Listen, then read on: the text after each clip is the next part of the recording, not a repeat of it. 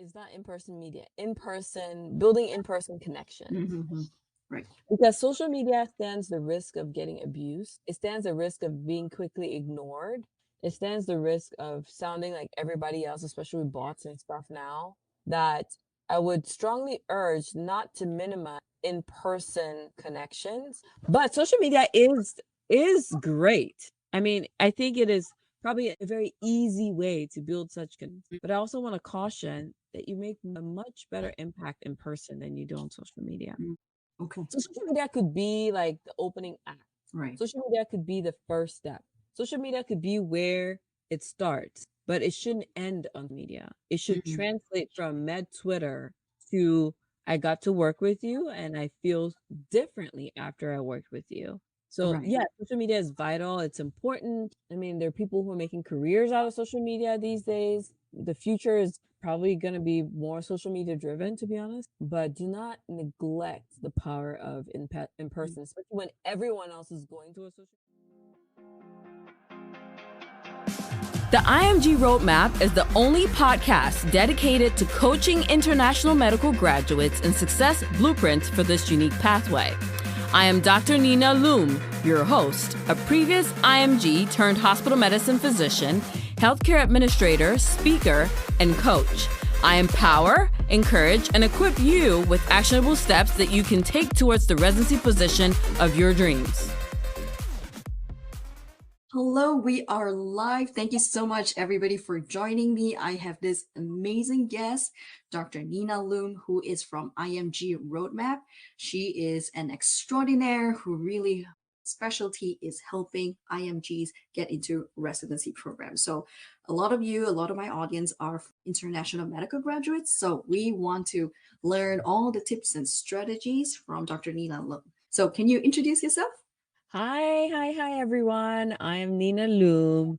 I'm from Cameroon in West Africa, and I currently live and work in Ohio. I practice emergency medicine, though I am originally family medicine trained with fellowship training in emergency medicine. So it's my pleasure to be here. I am an IMG, a proud one, and one that is changing the landscape for those coming after me.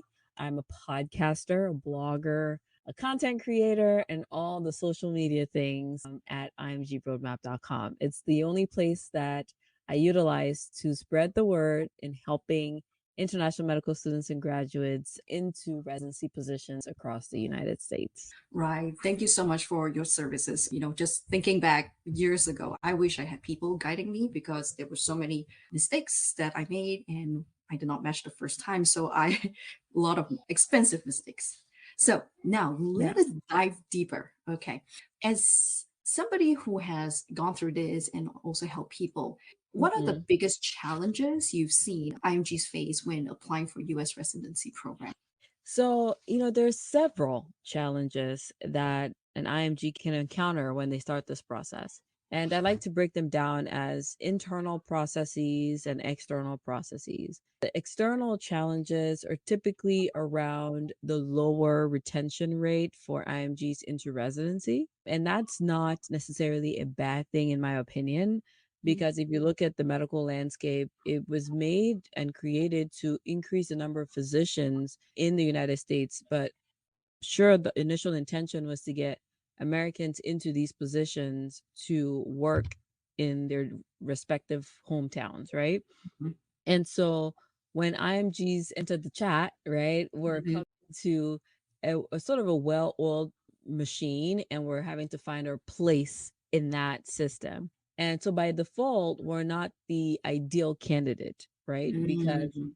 the ideal candidate is the person who graduated from a United States medical school to fill in that Medicare funded position for residency in order to turn around and serve the American people in a certain locale. So when you look at it that way, it can seem as though the odds are against us because we're not the ideal. Now, that ideal can look several things for several programs in several different ways. But really, fundamentally, when I think of it that way, I say that's an external challenge, but it doesn't mean that it's impossible. It doesn't Mhm. mean that the system is not created for us. but it just means that the default was not necessarily the IMG when the system started. And so coming in, you have to learn what the default is, what the standard is, and then you have to seek ways to mirror that, right? Now, that's one external factor which can translate into maybe a limited number of positions that are offered to international medical students and grads. It can translate into there are fewer IMGs across the country. Right now, I think 22% of practicing physicians are international medical graduates. And so all these things are just results of being able to or unable to practice in a system that was not originally designed with you in mind, right? So there's an Mm-hmm. external challenge. Now, the internal challenge, which I think is actually more paramount, more important, is the challenge that the IMG deals with when they start to think about the process and they Mm-hmm. start to address the process and then they realize that, oh wow, maybe it's too competitive, maybe I'm not qualified enough, maybe I don't have the requirements that I think I should have in order to make myself to stand out or to be a competitive applicant. And that process, I think, is single handedly one of the key reasons why a lot of IMGs either don't even try or when they choose to try, they fail. It's because they haven't dealt with that internal challenge. Some call imposter syndrome, or some call negative self talk, or whatever the case may be. Dealing with that internal voice that shows you why you're not qualified or tells you how you're not qualified and being able to move past that. So I think those are the two main challenges. But each of those external, internal challenges can be broken down into so many different parts, right? Like that's just the overarching thing, but it could be broken down into external could be okay, limited number of positions, limited number of Medicare funded spots, limited opportunities for IMGs, unfamiliarity with IMGs, right? Lack of institutional backup that the IMG doesn't have when they come into the US system, lack of structure in their education, there's no clear path. So all of those are external challenges that fall under that rubric of a system that wasn't designed to accommodate IMGs to Mm-hmm. start. Even though, granted, over the years, there's been so much change, so much growth, and this steady increase in the number of IMGs that are going into residency every year. It just keeps going up. So Mm-hmm. this adapting to it doesn't mean that the system is bad or broken. It just means this is how it is, and we are all adapting into it. So I'm not, trying to badge. I'm not talking down on the system. If anybody's getting in their feelings about this, it's just what it is. Like when the Right. system was designed, it wasn't designed for a foreigner to come in and take a position, right? It was Right. designed to increase the number of doctors in the US that are for the US people, by the US people. So, I mean, that's just something that we encounter. And there are IMGs that are Americans too, Right. True. right? True. There's actually a large proportion that are Americans as well who are, this is home for them. But now they're coming in with the credentials of a foreign medical school, which is not the ideal for the system either, right? The Mm-hmm. standard is the US medical school. And so, however way you look at it, that's one external factor. I love how you're breaking this down into the external and the internal, right? External, you need to know the rules of the game and you play that game, Yeah. right? We are taking that piece out, but the more important is the internal piece, how we Yeah. going to overcome. But I think that's where you come in, right? Like help them break Yeah. down, okay, you can do this. So how do you guide IMGs to go through these internal challenges? Yeah, that's a great question. I wish I had all the answers, right? Because if I had all the answers, I'll just write a book and then refer everybody to that book. But, life is dynamic, life is consistently changing, and ERAS is not exempt from that rule. ECFMG is not exempt from that rule. So, and even our lives, we change by the moment. Like things are happening so quickly, so much so that sometimes it's hard to catch up with what all's going on. So, what I do is following what I know, following the trends, following experience, following data, and following accounts of international medical graduates who have gone through this process and compiling those experiences through a podcast.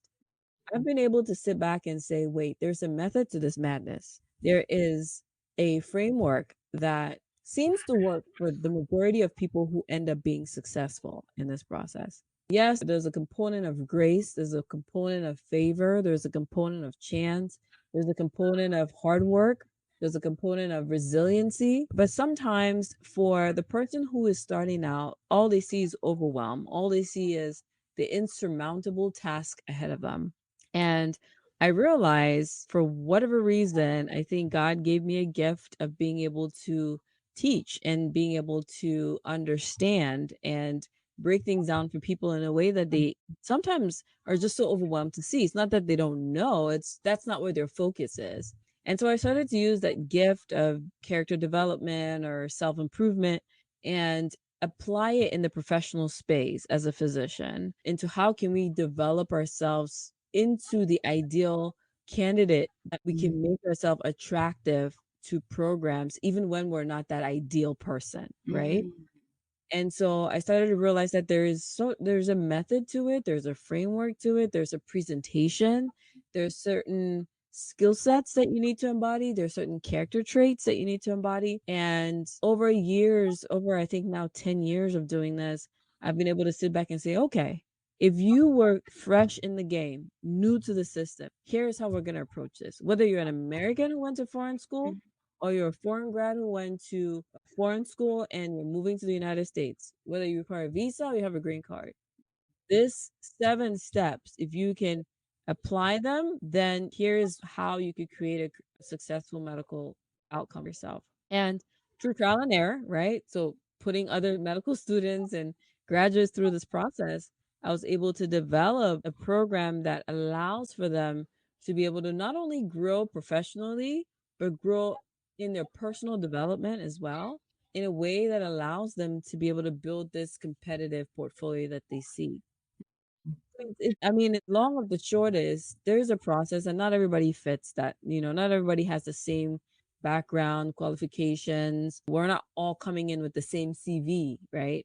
But we're trying to mimic or mirror the ideal candidate for each of these specialties that we're applying to, each of these programs we're applying into. And so what I do is I help people as a coach to identify where their best or their best efforts should be, where they should focus their attention and how they can make themselves more competitive. I love this. So, when you were talking about the self development, it's also a really important point that I want to highlight to everybody who's listening.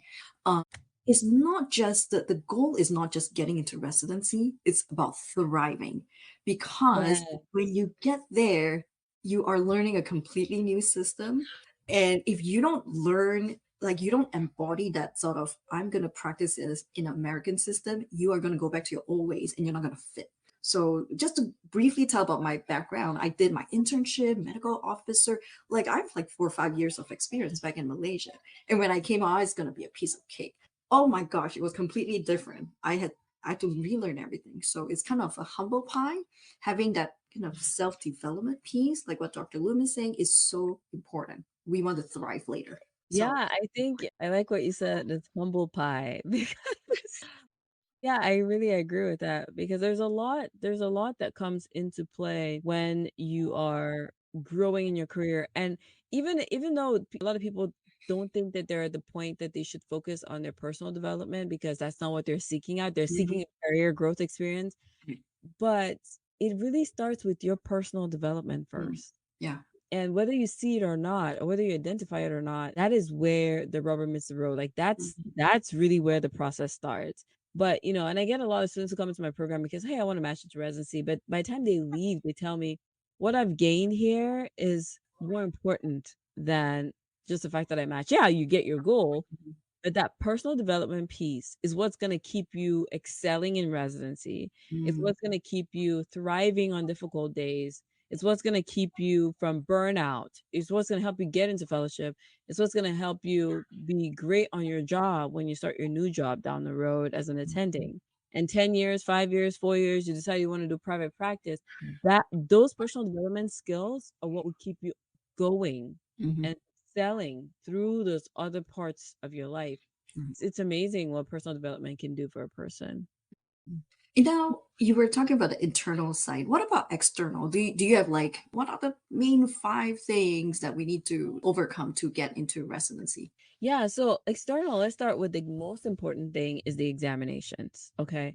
The United States Medical Licensure Examination is sort of the measuring rod for who has proven objectively that they are able to, one, understand medical knowledge, basic sciences, and clinical skill sets of what it takes to practice medicine in the United States. So that's the first thing. Now, because that's an objective standard, as people in academics, as well, highly professional individuals that we are as physicians, we all understand what scores and what numbers do for rankings a person according to merit, right?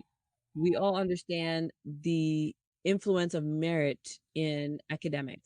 And as a result, scores will remain a huge aspect in that external list of things that facilitate an IMG's entrance into residency. Having not only just the passing score, but a competitive passing score makes a big difference in creating distinction between me and the next person. As we advance in our career, that may look like board certification, it may look like where we went to residency, it may look at like different things.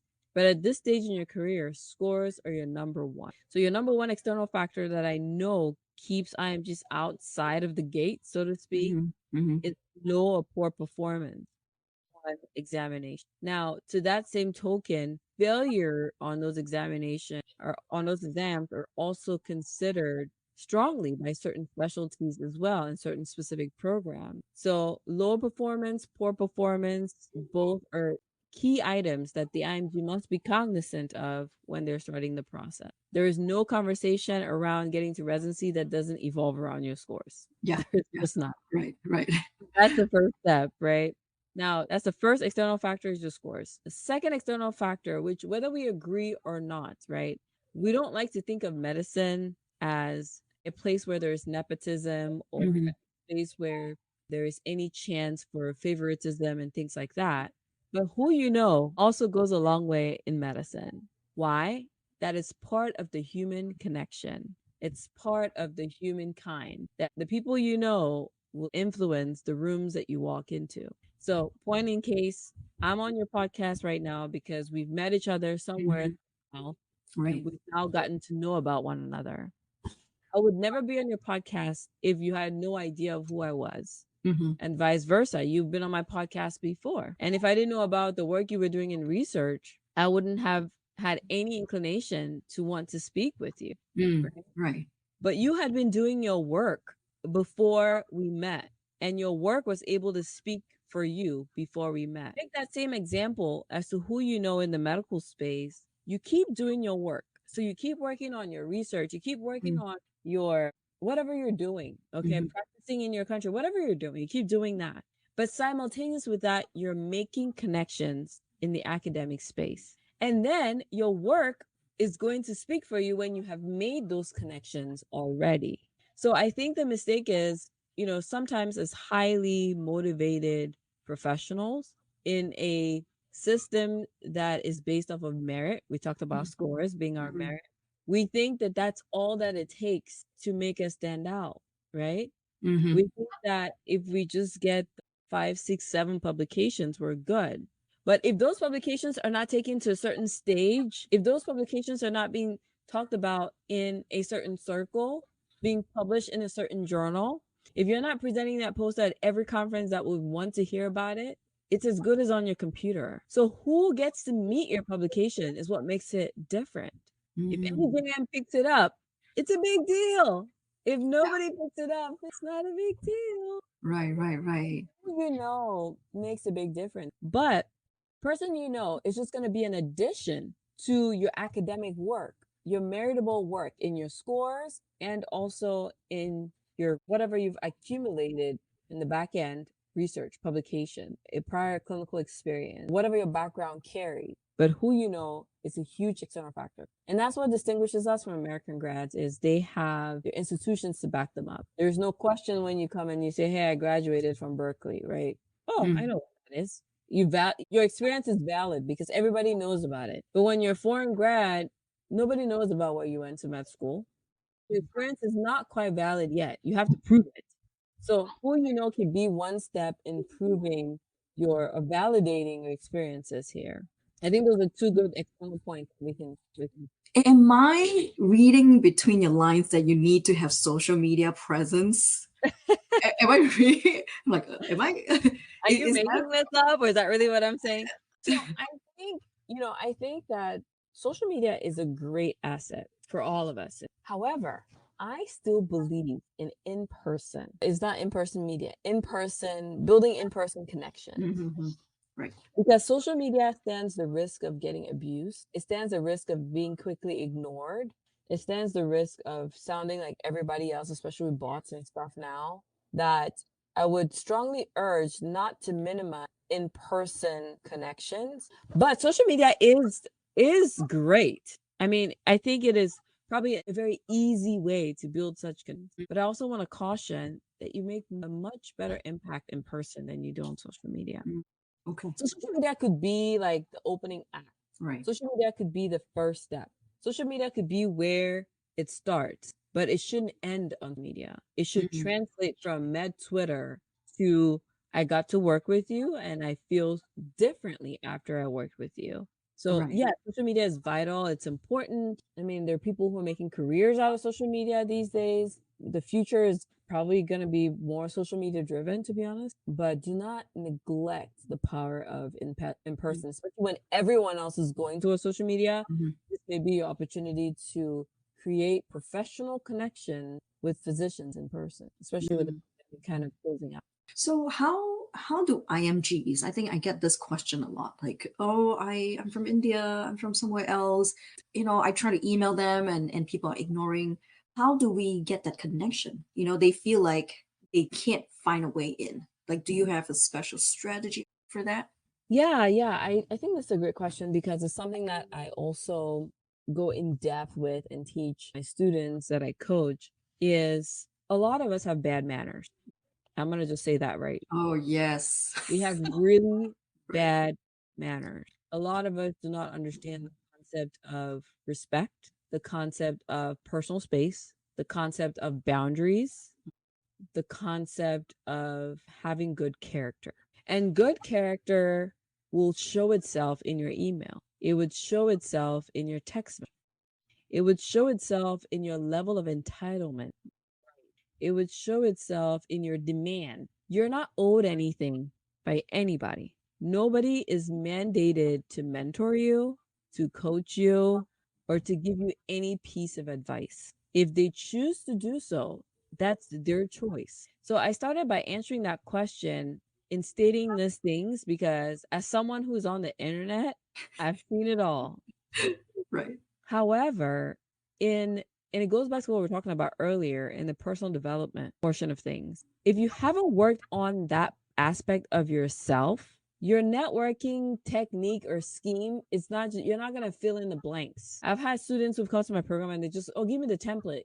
They want the email template, they want this. It doesn't work like that. You could take my email templates and send them and nothing's gonna happen because you didn't put any character in it. You didn't understand the concept of manners. You didn't understand the concept of boundaries. And you Right. didn't understand human psychology. So instead of giving you a list of things, if you're watching right now and you're like, okay, so what do I write?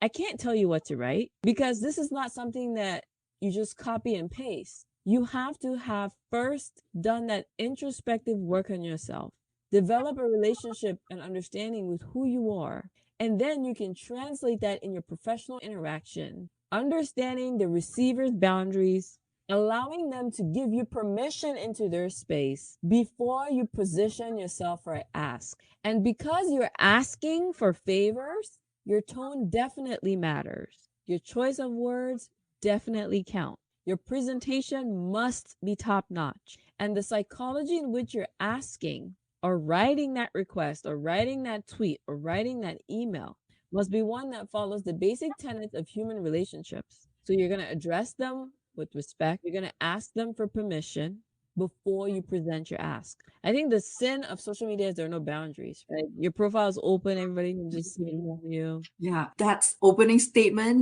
Many people have no manners is like a mic drop moment. Like the amount of emails I get and the sense of entitlement, like what you said, I want like emails I get. I want you to mentor me. You want Yeah, me to want me to mentor you? right. You I want drop me to right. mentor. I would drop all my things to invest my time with you. I don't know what they do. I don't know what they're good at. I don't know if they're even interested in my field of research, but they want me to mentor them. So I love this because as we switch from, as you say, asking for favor, the tone matters, and kind of building the respect and trying to build a connection. So anybody, this is a complete deep dive into self-development. We are talking about residency, but this is just basic for medicine. If you can't even connect with your mentors, you can't even connect with your colleagues, how are you going to connect with patients? So this is so key. Yeah. Thanks for that. Yeah. And I think that the mistake is we think, I just want to know what I need to do. I don't want to hear the other stuff. Maybe you're listening to the wrong podcast, Right. right?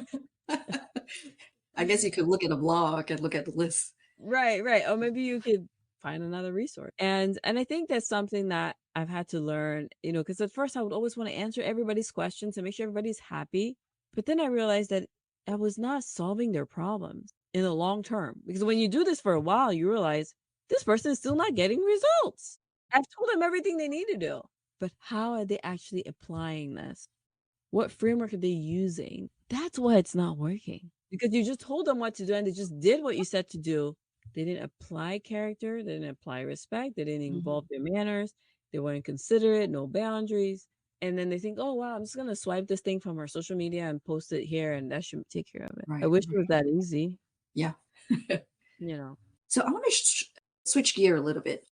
How, when you're working with so many people, like over the 10 years, how important is research experience for IMGs into getting into residency program? Is it that important or just only a small piece? So I love this question. And before we came on the call, I was actually pitching you to come by and teach some of my students in the course about just basic clinical work, scholarly activity, because research is such a huge aspect of the application, especially because if you look back, there's no clear cut rule that says you must have research, right? If any program lists research on their website, they'll usually say something like research experience is preferred, Okay. right? It's never mandatory. However, in the real world of medicine, how do we practice on a day to day? How do we make clinical decisions? How do we answer pertinent questions at the bedside for a patient? How do we deliver quality care to the humans that have been entrusted to us to save them from death's call, right? We do so by implementing someone else's research to answer the question of our patient. So, should our patients take lisinopril over HCTZ? Well, you could give them both. You can give them either, but you use the research to say what comorbidities do they have?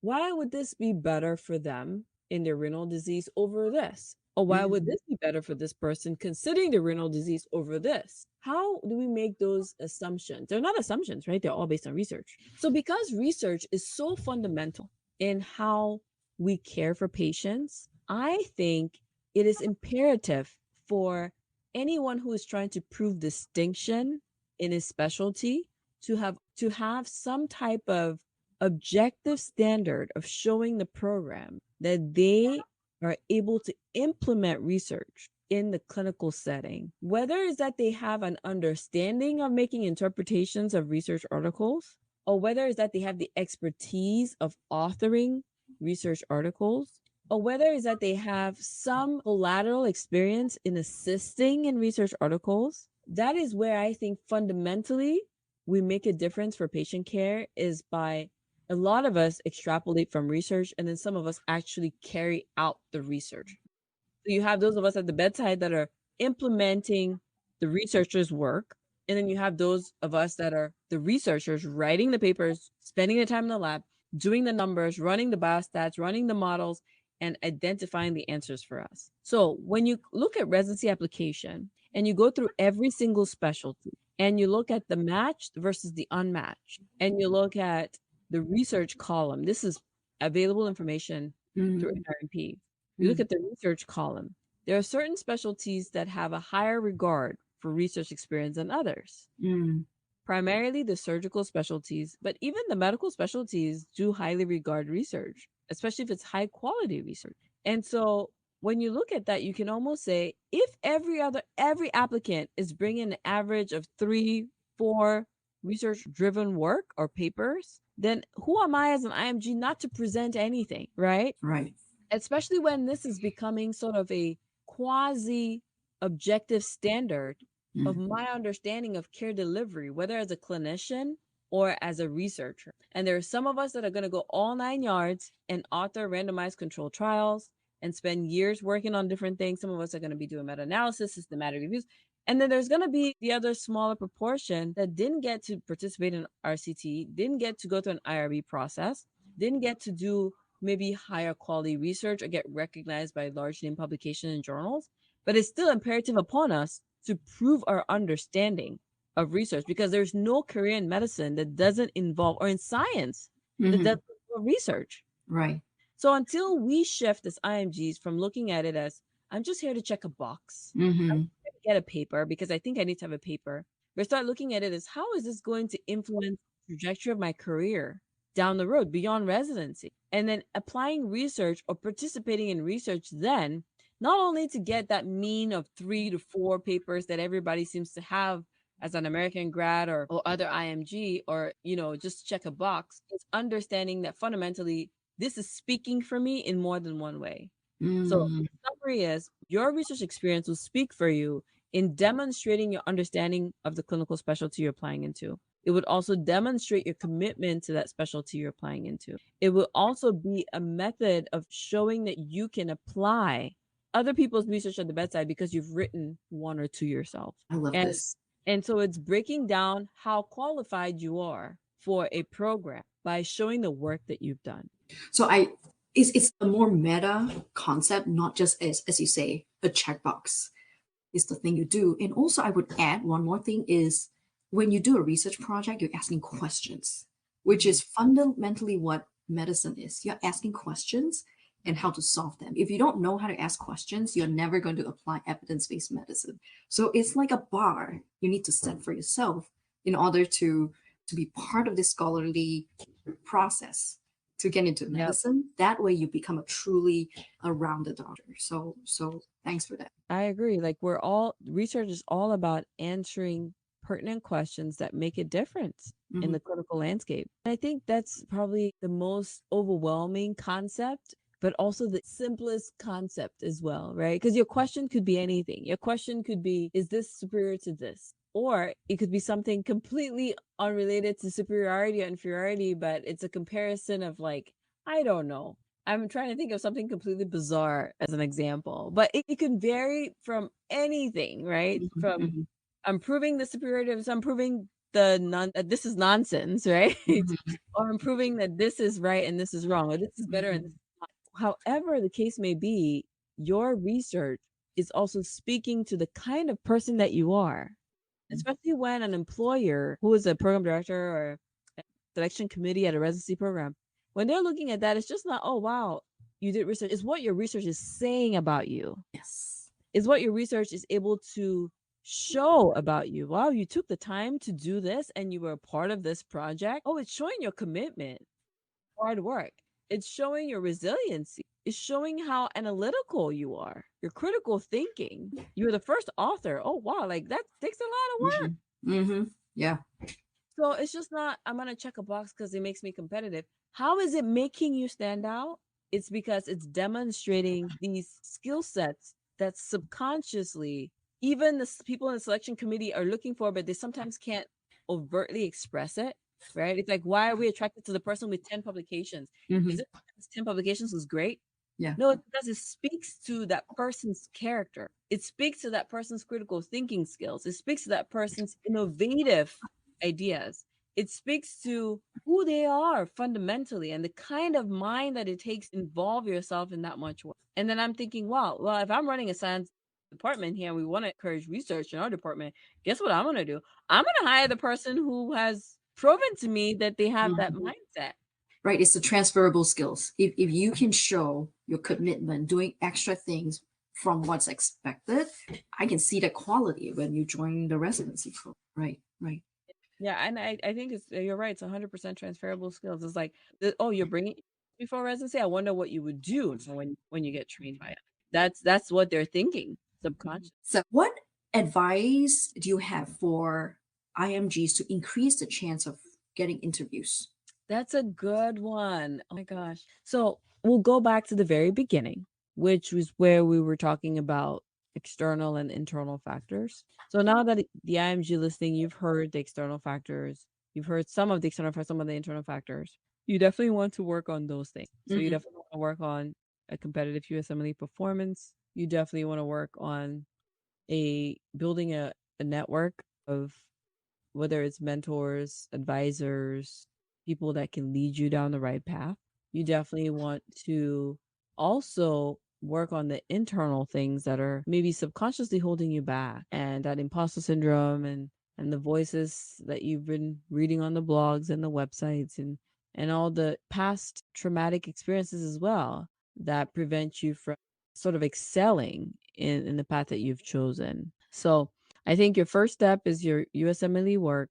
Your second step is building the right people in your on your side to be able to stand out. And then your third is working on the internal roadblocks that you're fighting with, the things that preventing you from moving forward in your career. So, you were giving this beautiful story about how to get into interview.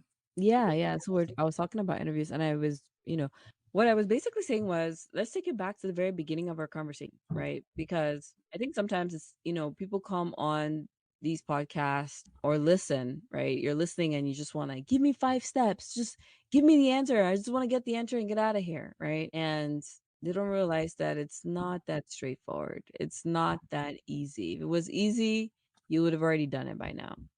And so we have to always go back to the root cause, right? Like, let's do a root cause analysis, which we've done. Like, what are the things that stop us from getting into residency? Well, we've talked about external factors, talked about internal factors. We broke down the external factors in the sense that there are few positions for all the applicants, even for from United States medical schools. So once you add an IMG into the picture, it only makes it even more competitive. The reason residency is competitive is because there are fewer positions and there are many more applicants. And the Mm. more IMG supply, the more competitive it would get, right? And so when you look at those external factors, then your question is, how do I overcome them? And one of the key external factors that we talked about earlier was, how do we move past our performance on the USMLE? How do we perform extremely well on the USMLE so that we can stand out with our performance on at least now the CK portion of the exam? That's your first step. Because if you can show distinction, then you can at least be singled out from the competition as the person who has exhibited like a large amount, like you really stand out, like you've shown and proven your distinction. Okay, you go over here, right? So your USN performance is your one objective standard for distinction. Your second step, which is also external, is building that connection and building this network of other physicians and individuals that can help you along the way. And then the internal part, which is actually really more important, but nobody wants to hear that first, Mm-hmm. is working on yourself and identifying the internal rhetoric that you've chosen to believe about your performance and yourself and your competitiveness and what's possible for you and what's not possible for you. And then you need to first debunk those things and work around them, which usually is a painful process because it involves change. It involves creating new habits. It involves, okay, if I want to be that kind of person, I have to cut off this and add this, right? I have to spend less time doing this and more time doing this. And so when you implement, not necessarily just like a checklist of, here are the 5 things I must do to get into residency, but you look at it more like, hey, okay, here are the external factors that hold me back. Here are the internal factors that hold me back. And then you start to, you know, work on each of those items line by line by line. Mm-hmm. I can show some distinction in my USMLE performance. I can make my overall application stand out. I can show my commitment to the specialty by doing some research, some clinical experiences in them. I can create a network that allows me to get some really competitive LORs. I can work on myself and the stories I'm telling myself so that I can be better positioned to create connections in a professional setting that would actually benefit my career, right? And so when you look at all those things and you're like, okay, that's what I need to do. Not necessarily you need to get 10 LORs, 5 research. People want those types of answers, but that's not the right answer. I love this. So, any final words? Like, can you tell us, what are the resources they can get from you, how to work with you, how to connect with you if especially people who want to get into residency or know somebody who wants to get there? So I think the biggest resource I want to share with everyone is my podcast. It's called the IMG Roadmap Podcast. So the point is it's a GPS. So it's sort of like, when you're trying to get to a certain destination, you get in your car and you plug in the address of your endpoint in your GPS and it Mm-hmm. takes you where you're going, right? I Mm. remember when I went to buy my car when I finished residency in 2015, I was obsessed with the fact that I wanted a Mercedes, right? My first attending job, my first job in America, I'm like, I want a badass car. And so I went and I signed a big fat loan on a car, which is actually funny when I think about it now. But one of the things they asked me when I went to get the car was, do you want the navigation system? And I asked, how much did I give you? And they're like $200 a month or something like that for a subscription. And I was just like, no, thank you. I'll use my phone. And so every time I get in my car now, I use my phone as my GPS. And it's as easy as plugging in the address and I get to where I need to go. And so my podcast is sort of like your phone, where you have your GPS on your phone and you're trying to get to general surgery and you go on there and you find stories of interviews and podcasts pertinent to general surgery, and I'm just who have been there. I'm telling you exactly what they did so that you can get to where they are. On the flip side, I also have that $200 navigation system, right? Which is like the one they were trying to upsell me on, On the the expensive Mercedes. one. So I have sort of a school, which is okay, the podcast is not good enough for you. Let's get you that hands on VIP service navigation system inside the IMG Roadmap program, which is an online virtual training platform where we work on all these aspects we've talked about, these external things and the internal things as well. And the transformation that happens in there ends up being twofold. And for some odd reason, every time a student or physician graduates from my program and completes it and they match, the email or the feedback I get from them is usually, I'm so happy I matched, quite all right. But they always tell me that that internal change that happened for them is what they're taking on with them into residence. So that's why I say, yeah, you're going to get the here's what to do on the podcast, but the transformation that allows you to apply what we're sharing with. So the podcast is on Apple, Spotify, Google, YouTube, even. We're right here Mm. on, just type in the IMG Roadmap podcast on YouTube and you'll find it. And IMG stands for International Medical Graduate. Roadmap is basically that road with the podcast being your GPS, taking you where you need to go. So come listen to us, listen to the stories of other people who have been where you're at. And if you need that hand holding, then we have the Mercedes experience inside the IMG roadmaps as well. So I have a plug. I have a plug for both. First, I've listened to the podcast, and the best thing about podcasts is that you're not only listening from Dr. Loom, but you're listening from everybody. So all the different IMG experiences, and there will be somebody who you can relate to, because you may not relate to my story, you may not relate to Dr. Loom's, but you may find somebody like, oh, this exactly at this place, and that is one person I needed to hear from, and that's like the beauty of podcast. And my Yeah. second plug is for courses, and I'm a big proponent of courses because time is money. People always, it's like, is it worth? You decide what outcome you decide the return of investment. You join a course because you want to shrink that time so that you can get to residency. How much heartache, how much time and costly mistakes are you willing to make to get into residency? So that's a Yeah. question you want to ask yourself, Yeah. right? Yeah. Yeah. Yeah. Yeah.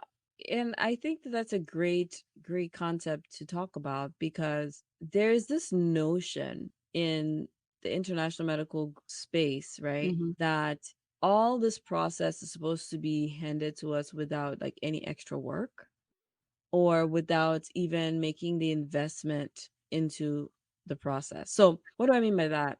Our IMG community is comparing against the American medical graduate community, right? And I don't mean comparing in a bad way. It's not a fight. It's not a Hmm. competition, right? It's just a matter of there are 3,000 or 34,000 spots in the United States for residencies across all specialties. And maybe there are 40,000 applicants each year. So by default, at least 6K people on average are going to be left out, right? Hmm. Some people don't find their list, some people fall out, different things happen. but you're looking at least 2K that continued on to the end that did not get into residency. So that's what I mean by competition. But, the American grad that gets maybe the preference for a position, it's not without effort also. Like, let's acknowledge the work that they have done. They're also they're very qualified, right? They have the institutional backup. They have mentors that are, speaking for them in places that they maybe cannot get in on their own. But they've also paid a big price. They've also paid a price of $250,000 in debt for medical school, $300,000 in debt. A lot of us IMGs are coming in with maybe, I'm not saying it was easy for us to go to med school wherever we went to, because for me, med school in Cameroon would have been the equivalent of, maybe $1,000 a year at most, but that would have been very difficult for my family to still put together, right? So, however, yes, we've paid a price, but these people have also paid a price. Yeah. And so if you are coming in and you have to pay for a course or program to facilitate your entry, then look at it as such. It's an investment that facilitates a process for you, which is way cheaper than what your competition has had to invest in. Yeah. Now, whether that could look like, hey, I'm a foreign grad and I don't have all these things that I know I need to have. And so I take a research course, or I take a review course for USMLE, or I take a course on preparing myself for residency application, like the one that I offer, or I take a Pathoma, I buy Pathoma, or buy whatever courses that you're buying. Those are all courses, right?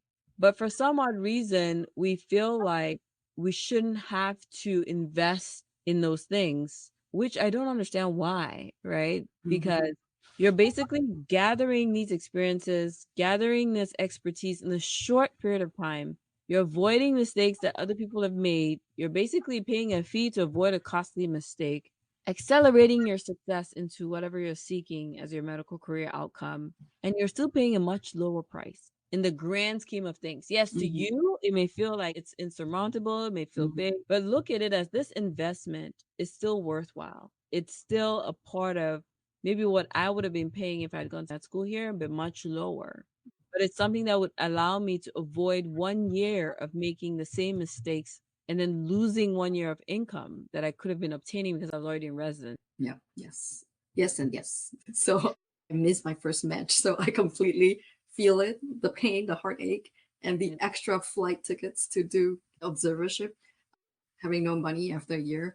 So I just want to end by saying thank you so much. And so I will put all the links later. I'll update to include the podcast link and also all Dr. Loom's social media profile.